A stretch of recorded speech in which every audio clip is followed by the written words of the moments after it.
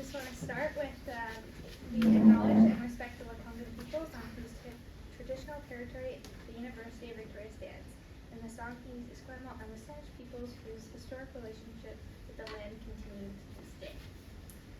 Today we're going to go more into depth about cedar trees, because trees are important in many Indigenous cultures as they are useful tools as symbols of values, spiritual beliefs, traditions, and hope for the future. On the screen right now, those are some red cedars.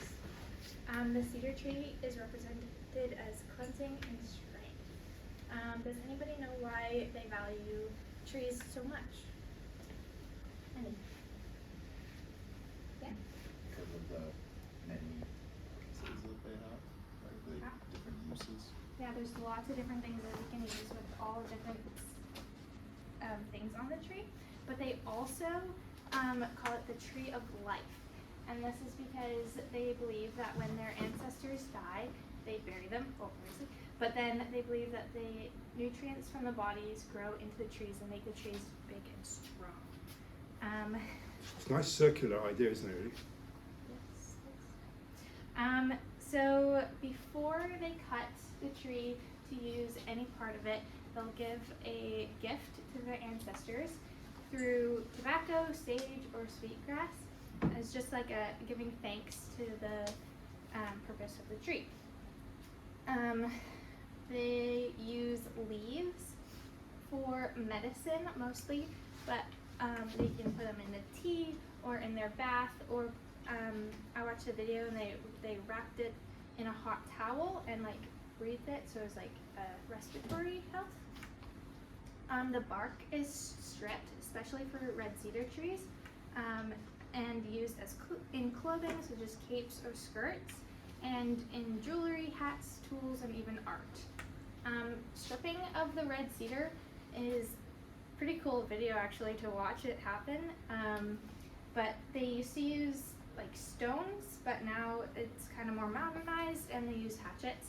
But what they do is cut a little piece and then cut this way, and they really just rip it up, and they rip all the way to the top of the tree, and it kind of comes out as a triangle. In the moment, they'll take off the bark and then they'll roll it up, and it will stay useful for a long time until they need to use it. The wood is carved to make canoes, paddles, masks, and sometimes they'll cut planks out of it to use for houses. I just want to say that stripping, I've seen it in Texas Island, we have a place, and they don't either cut all the bark, they only leave a triangle. So it's a tree that's like, must be 100 years old, that's being stripped, but still healthy. Yes. As long as you don't cut it all away, it will carry on growing. Yeah, I was going to say that that they will not use the whole tree unless they're using the whole tree for a canoe or something like that, then they will take the whole tree. But if they're only taking a strip, they'll only take one strip. They won't strip more than one, because then the tree has time to recover and will grow for years later. But if they take too many, then it can scar and kill the tree. And they also mentioned that June is the best time for cedar stripping, because the sap is at a different consistency and it will scab over the tree and like protect it from everything. Yeah. They also use the roots. So the roots can be used to make cedar row. Sometimes they'll make cedar row out of the bark as well, but mostly the roots. And cedar row can be used for anchor lines to connect their canoes. And also, if they made it really, really thin, they can make fishing nets. The video that I was watching, he even mentioned that sometimes if they make it good enough and they're masters at it, they can make baskets tight enough to even hold water out of the cedar tree, which is pretty cool. And the sap would also, right, stick, wouldn't it? Yeah, that's all I have to say about trees. So I just found a video, and it's called The Legend of, I'd say, Laulenu. And it is a legend about the upcoming of the Wasatch peoples, but it also shows their ties in with cedar trees and arbutus trees. So there's like a little video about the story.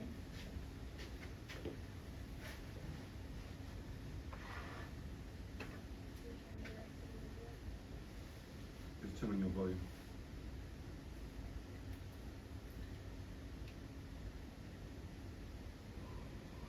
One day, a long, long time ago, the waters Doesn't want to go big. began to rise. The people began to worry as the waters rose up to their homes. They collected their belongings and went to their canoes. As the water rose, they paddled to the highest mountain. When they reached the top, one of the men made a long anchor rope of cedar bark. The waters rose to the top of the mountain.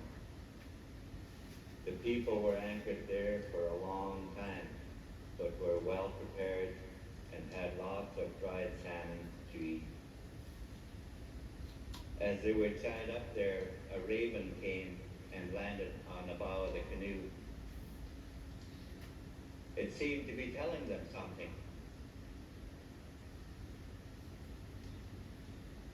So finally, one of the men pointed out to the far distance and said, "Ni, Quanat, Duksanich, look what's emerging."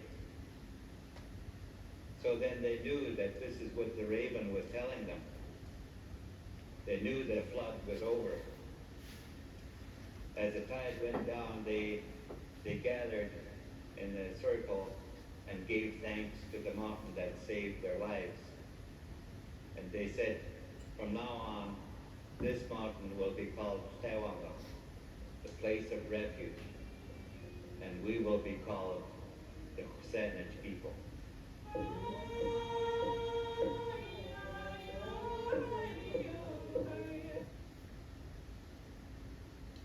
So that's where the name of the people came from. Yeah, as well just throughout the story, their importance of trees with the cedar rope to save themselves from the Great Flood and the arbutus tree that acted as the anchor point to tie their canoes to. As well, the Lekwungen peoples historically relied on the red cedar trees for clothing, shelter, and transportation. So houses were built from cedar planks, so they were able to disassemble easily to move from seasonal site to site. And canoes were carved from the red cedar trees, allowing them to fish, travel, and trade.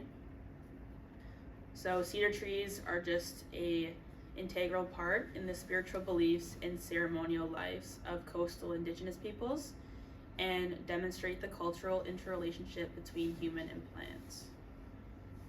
Okay. No. You can actually, if you go to Llewellyn, like John Newton Park, there's a lot of cedar stripping in the trees there. Yeah, you can see like the starting from the trees. Yeah. It's pretty cool. Yeah. The other thing made me think about when I first got a job at UVic, they always said, well, in the next 200 years there's going to be a tsunami and big flood because it's historically, it happens here. So it's like, I listened to that story, it's happened in the past, we're probably going to experience it at some point in the next 100 years. The same story that you just told will happen for modern day society. So that hill will be important. But it is interesting to think that there is a history here that the oral culture has, and they lived knowing it would happen. What we've done seismic upgrading everything, but we haven't really prepared for flooding, have we? Which is interesting to think about who would survive.